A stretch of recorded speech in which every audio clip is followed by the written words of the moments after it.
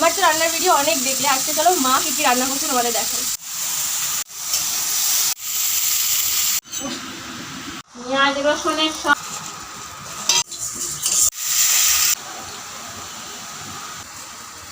দাও না, জল দাও না দে। নাও। আর পোস্তটাকে ওরম করে করে কিরম করে করবো? ওতে শিলে দিতে হয়। আর জল সামান্য 1 ফোঁটা দিয়ে। ও বাবা, এ কি পোস্ত বাটাই!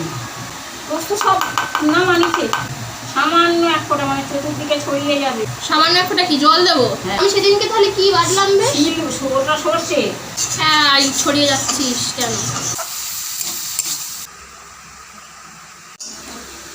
আমি আজকে শুধু টেস্টিং এর দায়িত্বে আছি।